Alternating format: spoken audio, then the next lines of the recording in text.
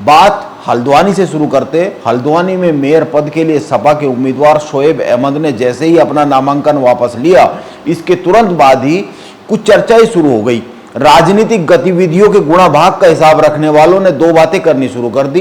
पहली बात, अब बीजेपी के लिए चिंता पैदा हो जाएगी मेयर के इस चुनाव में, क्योंकि हल्द्वानी नगर निगम में आने वाले करीब 40,000 मुस्लिम वोटर एक साथ आकर एकजुट होकर बगैर बटे कांग्रेस के लिए वोट करेंगे। और दूसरी बात, कुछ लोगों ने कहना शुरू कर दिया, शोएब का मैदान से हट जाना बीजेपी के लिए अच्छी ही खबर है, मुकाबला आमने सामने का हो जाएगा।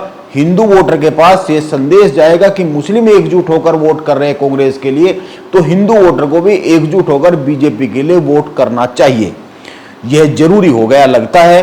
बीजेपी इस तरह के संदेश अपने लोगों तक पहुंचाएगी, जिसका असर दिख सकता है। लेकिन इन दोनों ही तरह की बातें करने वालों के अलावा एक तीसरा भी सच है, और सच यह है जिस पर गौर किया जाना चाहिए।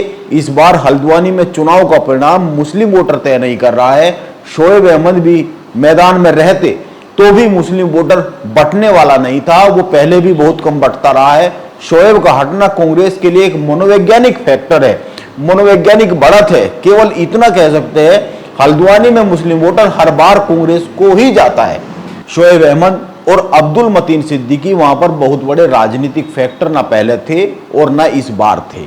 यह दोनों को पता भी है, इन दोनों नेताओं को, कि उनकी हल्द्वानी में वो विधानसभा का चुनाव हो या फिर मेयर का इलेक्शन हो, इनकी बहुत ज्यादा वहां जीत की या इनकी बहुत ज्यादा राजनीतिक कैरियर की संभावनाएं तो नहीं है। हल्द्वानी में चुनाव परिणाम तय करने में हर बार बहुत सारे फैक्टर होते हैं, लेकिन इस बार जो सबसे बड़ा फैक्टर है वो बीजेपी और कांग्रेस की अंदरूनी राजनीति है।